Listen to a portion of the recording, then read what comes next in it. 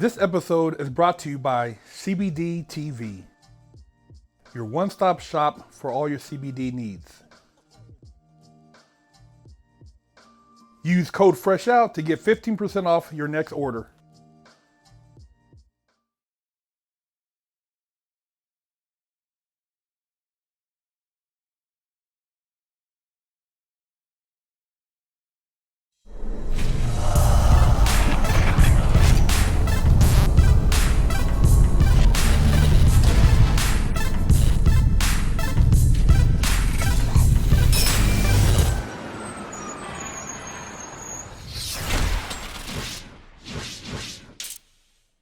So then it went on and on and on and on. Then it got bigger and bigger, and then I started getting ounces and kilos and so forth. And then I got set up by a guy for Tony Lopez, confidential informant, CI 1315, out of Hollywood. You still got it. You still remember that, huh? Okay, Tony Lopez. Oh, I was 16. He was in his 20s. So it's an adult setting up a juvenile. What the fuck? How's that even legal? See, I don't because when they arrested me, the cops were even shocked. But I mean, shit, you should do your homework before you bust someone, right? So he's constantly asking me for 2 ounces, but I'm only selling 1 ounce at a time. I'm not selling 2 ounces. I did a little research myself, see if I did get caught, what would happen. I knew if I got caught, first offense would be probation. So I'm going as long as I can until I get caught. I'll take the probation, no problem. So he goes, hey, I need 2 ounces this time. And I go, I only got 1. He goes, well, when are you going to get another one? I said, it's dry out here. It's dry out here. You know there's something, yeah. Yeah, it's dry. He goes, I got to go up north to sell it. I got these guys, and they want, and drive all the way up there. I said, well, I can give you 1 now. Maybe you're going to have to wait a couple weeks. I can't give you 2 at a time. There's no way. Because they wanted to get me over that 20. Yeah, it's 28. It's 28. It changes the sentencing. Once you get over that 28.1 grams, boy, you're 3-year minimum mandatory. So they wanted that extra ounce, all right? So, but they had a backup plan. So finally he goes, all right, fuck it, just give me the 1 ounce. So he sets me up. Now I think I'm getting killed because at the time, people were jacking people all the time. They were home invading. I mean, this was just, if you knew a drug dealer, they were coming in and just black mass killing you, taking your shit. That's what they did. A lot of jack boys back then. A lot of jack boys. And then they had the carjacking started afterwards. When I was 16, there wasn't a lot of carjacking going on, but then that became the thing. Carjacking was a new crime. I was like, what the hell is this? Take someone's car while they're sitting at a traffic light? Yeah, like where you going to go with it? Who came up with this shit, right? Yeah. They weren't into breaking it. It's easier to just put a gun to someone's head and get the fuck out, and I got a chop shop to take it to, right? That was easier. But so I pull in, supposed to meet him at Kmart. I meet him at Kmart, and I was going to go by myself. My girlfriend Michelle says, "Listen, let me just go with you." I was going to take her out to dinner that night. And I go, "No, you're not coming. No, girl, just stay the fuck home. Let me just go do this. I'll come right back." She goes, I don't see nothing. I'm just driving. I'm sitting in the car. She was 18. I was 16. So she talked me into it. So go there. He gets in the back seat. I hand it to him. And he goes, wow, this is good shit. That was the key word. Right? Now, I'm in the parking lot. A lot of lessons I learned. Never do a deal in a parking lot. Fuckers can hide wherever they want. Exactly. You never see them, right? Exactly. A black van comes screeching to a halt right in front of me. I'm like, what? They slide the door open. Black masks, armored up, right? Nothing that says police, okay? Guns out. I'm like, oh shit, I'm done, right? Come to both sides of the car, gun to the head, pull me out, gun to the head, hands on my back, knees on my back, pop, pop, pop, pop, pop. And I'm like, what? And I'm looking under the car, my girlfriend's on the other side. Right? And I'm looking at where the fuck's Tony Lopez? I don't see his ass. Oh, wow. Then they finally say Hollywood police, and I still can't see their face. They got their ninja mask on. Yeah. What the fuck? What is this? This ain't like, this is an ounce of coke, and you got a ninja mask on? Yeah. And you're Hollywood police. Nobody cares about you. You're not an FBI agent where you need to hide your face. So they get my license, and they're like, hey, we got Caucci, blah, blah, blah. And I go, I can hear one of them slams his hand. Like, damn, he's only 16 years old. So here I am going, laughing. And he goes, yep, you'll be out in a few days, but your girlfriend here, she's going to be charged as an adult. She's going down to the county jail. Her bond's going to be $50,000. I was like, damn. She's going to be charged. She's charged. I said, she's got nothing to do with this. So now I'm thinking, maybe they're bluffing, maybe they're bullshitting, but I'm keeping my mouth shut. So they take me down to the police station, and we get into the interrogation room. Oh, we go to the holding cell, and they're going to do a strip search. And here they go. And I thought to myself, oh, shit. I had 14 grams bagged up between my legs. And I was at 27.5 grams in my head. I was okay. I knew I was going to get probation. But you had the one in your crotch, too. I had 14 grams bagged up for singles. I forgot all about it during all this shit. He goes, okay, this is when take your picture. He's going to pat you down, all this stuff, right? She does a quick pat down. I'm like, oh, okay. We're going to send you down to the county, and you're going to get booked and all that other stuff there. So he's got me handcuffed to a bench. And I said, I got to get this coke off me somehow. How am I going to do it? And there was a holding cell with the toilet. I could see the toilet. And I see there's a young kid in there. He had to be 13, 14, young kid, just sitting in the fucking holding cell. And I said, officer, I gotta take a shit. I gotta go to the bathroom. Bad, please, quick. I said, it's either there or here. Hurry up. He goes, okay, all right, spread them. And I'm like, oh my God. Goes for the pat down. He puts his hands inside with his thumbs, right? Puts his thumbs in my waistband, goes all the way around until he gets to pulls it out really wide and lets go. Oh, man. And says, okay, go. Never dropped out. Never maybe. No, I guess it was different for juveniles because we were in the police station. So he never made me get buck naked at the police station. So I go into the holding cell, and I'm sitting on the toilet, and I get this little white boy sitting over there, and I go, keep a lookout for me. Tell me if the cops come. He goes, why? I said, I gotta take shit. He goes, you're not taking shit. Ain't that wrong with going to the bathroom? I said, just tell me when they're coming, man. And so I'm over there, and I'm thinking to myself, wait a minute, I'm in the police station. Is it possible that if I just dump the whole bag down and I flush it, that they got some sort of trap system? Because this could happen all the time. I'm just trying to think, maybe they can grab that bag. I didn't know. So I said, let me dissolve each one to the water. So I said, watch the door for me, and whatever you do, just let me know.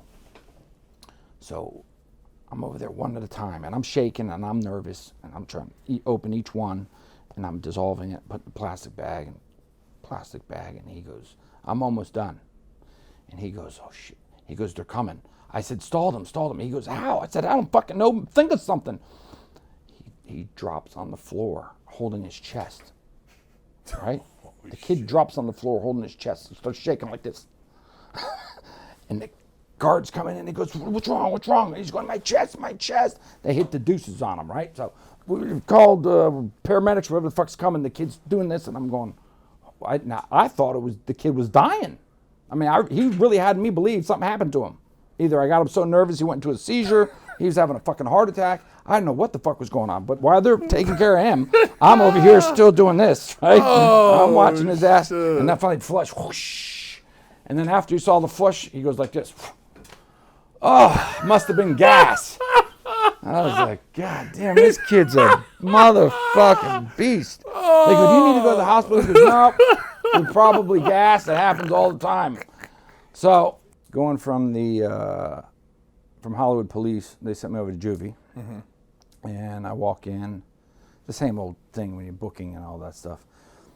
I walk in, and when I first walked in, it's a big open, it looked like a basketball court almost. So it was a huge area for them to play around, fuck around, watch TV, open area. But we had our cells. So they assigned me to a room. I opened the door. There's two other white boys just sitting there. Look scared. Just. I was like, oh, we'll open the door. So what's up? And they didn't. They looked nervous. I said, how long you been in your room? I said, we ain't going out there. Hell no. I said, why? They said, this ain't for this shit. This ain't for white people. I'll tell you that. You can stay in your mother. They basically told me, I said, shit, I ain't staying in my room. I mean, you can't do that. Once you do that, you're fucked. So I got in a chair, got in the corner. First walked around a bit. Didn't want to just get in the chair. I walked around a bit, looked at everybody. Everyone got quiet. I got the stairs, the usual stairs. And I had done some martial arts. I told you I went to China. So I had started when I was 9. So now I'm 16. I'm pretty good. Well, I'm pretty good with my hands, hands, feet. Black guys are faster, but I can use my feet. So I got a little bit of you might have faster hands, but if I can kick you before you can punch me, and there's my legs a little longer, I might have a chance against someone who's faster than me, right? It's reach. So I got reach if I can use my feet, and I'm going to kick low if I'm going to fight. But if you know how it is in prison, if you carry yourself weak, you're done. You can smell it. It's over. So, and I'd never been to prison, but I wasn't about to be, that wasn't going to happen to me. Not the way I was raised around those guys that I've seen. It wasn't going to happen. So I walked around, I got quiet, I got the stairs, didn't smart mouth back really. I looked back, I didn't turn my head, and someone stared me down. Got in the chair and just tried to suss everyone out. Noticed there was this one guy that was calling shots, because in juvie they broke you up by age. So you had the 12 years olds up at the different 14s. Units. Yeah, different units and stuff. So I think I was in 16 to close to 18. So I was in the highest unit, and the worst kids, 16, 17. Borderline penitentiary. Borderline, yeah. Some of them in there for killing people probably. And I started to shoot the shit with a couple of the kids. And one of the black kids said, "What are you in here for?" I said, "An ounce of powder." And he's, "An ounce of powder?" He said, "Oh man, your first time here?" I said, "Yeah." He goes, "Oh, you'd be out here in 3 days." I said, 3 days? He goes, "Yeah, you'd be out 3 days." He goes, "This is my 4th time here, man. He told me, I got caught with 2 kilos of crack. I stole a car and I had a gun. And I got 7 days. I was like, damn, I'm going home. I'm going home, right? Yeah. I'm going home. Now what happens to me next is just like, it couldn't happen to anyone. So my court date's about to come, and my dad comes to visit, right? My dad tells me, he goes, "Listen, you know Tom Lynch?" And I knew Tom Lynch was one of his business partners in construction. Did you know Tom Lynch? I said, "Yeah." He goes, "Well, his son's a judge." I said, "Okay." Now, my dad was a good bullshitter. He liked to bullshit. He could bullshit anybody. He was a good bullshitter. That's what a lot of mobsters are. They're bullshitters. They're good scammers or con artists. But he was a good bullshitter. And he goes, "You know, Tom Lynch's son's a judge." I said, "Okay." He goes, "We're going to make a phone call. You're going to be all right. Don't worry about it." Now, my dad's thinking was, he probably called around and said, probably got the answer. First offense, coke, not a big deal. He'll be out in a few days. All right, don't worry about it. So he was just trying to make me feel good. At the time, I kind of felt it. I knew it because that's, he's just trying to make, don't worry. We got, his son's a judge. We're going to make some phone calls. Just relax. You ain't going to you'll be out of here in less than a week. So I was like, okay, cool. So court date comes, 21 days. They got to take you to court in Florida. You get 21 days, see the judge. All right? I'm handcuffed to everyone, right? We're sitting in the jury booth. That's where they're holding us, in the jury booth to look at the judge. All right? And lo and fucking behold, Tom Lynch Jr. And I'm thinking to myself, how the fuck did they do this? How did they get me in front of Lynch, his son? How did they do this? I was like, oh my, my mind was blown away that I got, the mob, I was thinking to myself, the mob was that strong, they got the judge. They got a judge assigned to me. So I'm just sitting there quietly, dancing on the inside. He sits down and he goes,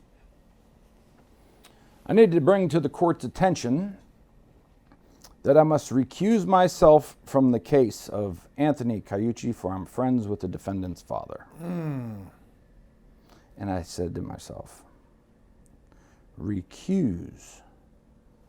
What the fuck does that mean? Never even heard that word. I'm thinking, what does recuse mean? You know, I hated school, wasn't a big vocabulary guy. 8th grade, recuse.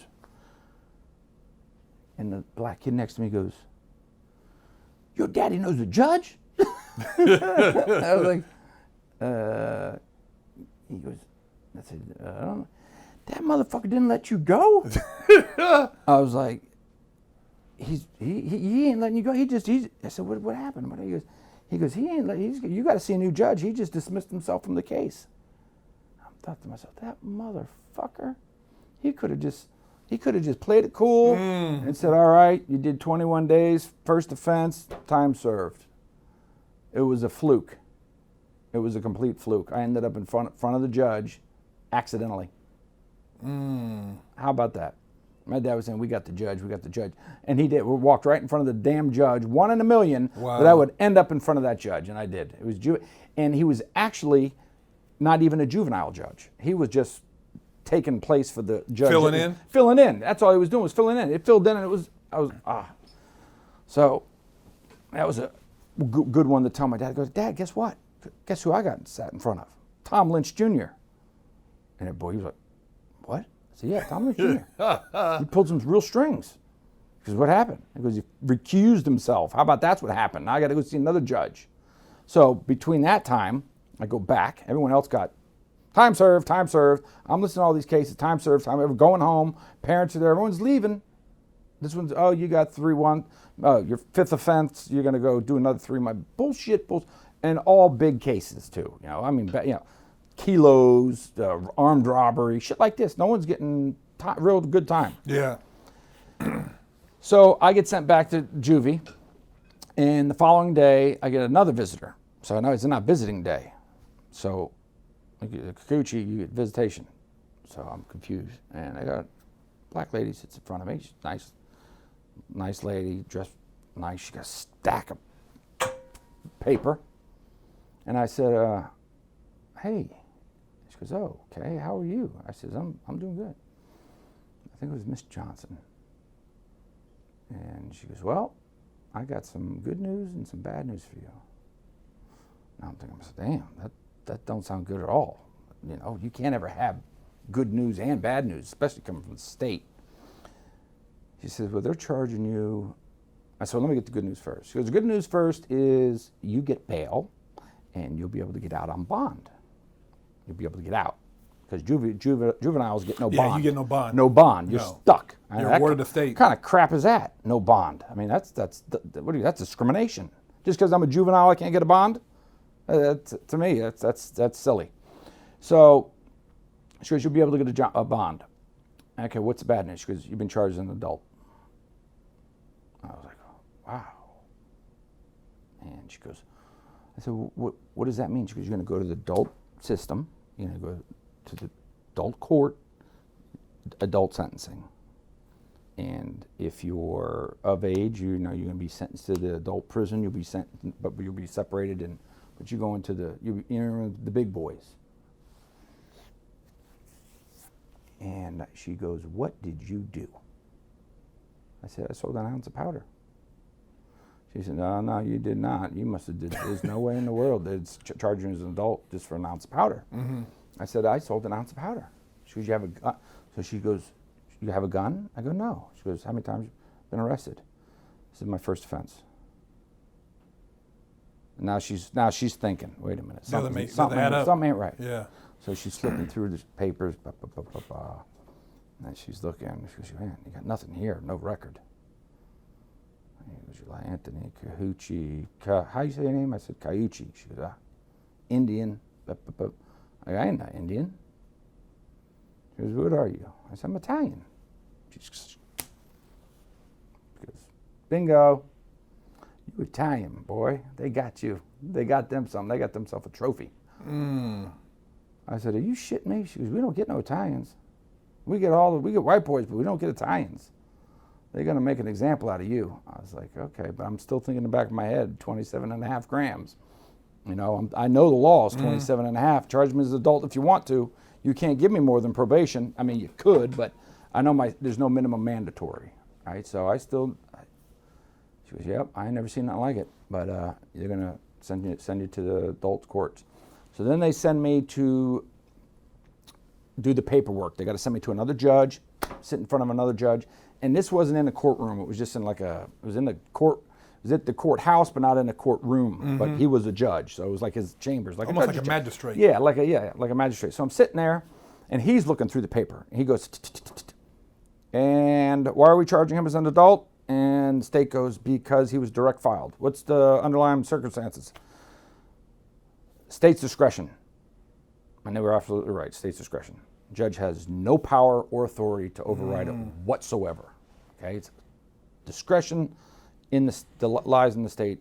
And he goes, okay, he's got no weapons, no guns, no violence, no criminal history. No criminal history, and not even a violent crime. Not even resisting arrest. He goes, something wasn't filled out right. They didn't fill out completely the form. He goes, you got 20 minutes or I'm releasing them. Boy, they had that thing done in 10. It's done.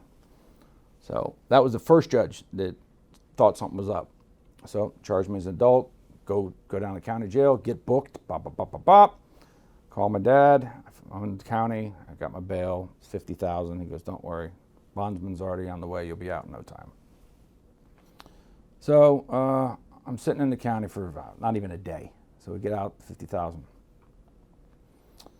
So then we file for discovery. And for the people who don't know what discovery is you're arrested. And when you get arrested, obviously, like you know, they got to give you all the evidence they have against you. Everything, all the tape recordings, all the good old stuff. And the final, what the final charges are going to be, and so your lawyer can fight this, that, and the other. So we file for discovery, and my attorney gets discovery back, and he goes, "You've been charged with trafficking cocaine 28 grams to 200, and either 28 grams to 200 or 28 grams to 250. Anyway, that was the guidelines." And I said, "Nope, wasn't 28. It was 27 and a half." And he goes, "Well, it weighs 34. He goes, "This is the weight, 34 grams." And I go, "Well, that ain't right. It's 27 and a half on the dot. I'll tell you that right now, because I know." And he goes, I said, what if they added something? He goes, "Oh, no doubt they added something to it, because I'm 20.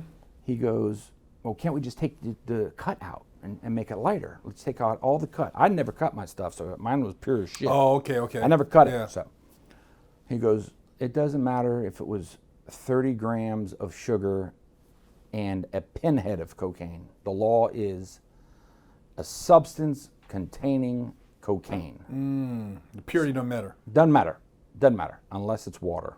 The only thing they can take out of it is water weight.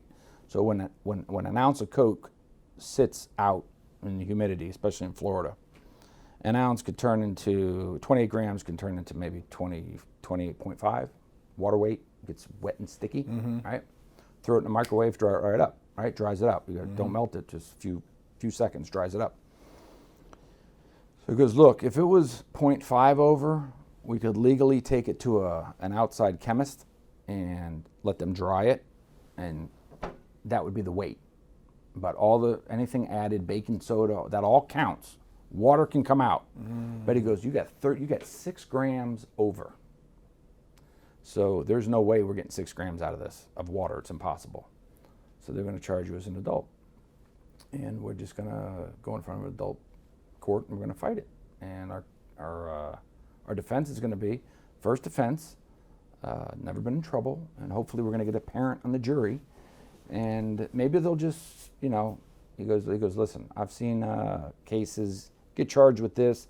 They plead you down. You get charged with trafficking 28 grams or more, they make you plead guilty to possession. Yeah, they always plead you down. They usually 9 times out of 10, you take the plea. 9 times out of 10, either you rat or you take the plea, right? You never take it to the door. I mean, that's just silly because they're going to clobber you when you lose, right? Mm-hmm. So my first court date, we appear, and my attorney goes, "Boy, you got something here, right here." I go, "What do you mean?" He goes, "You got Judge Coker."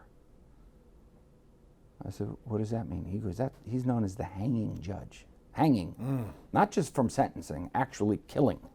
He's killed more people than any judge in U.S. history between a certain time frame. You can Google this.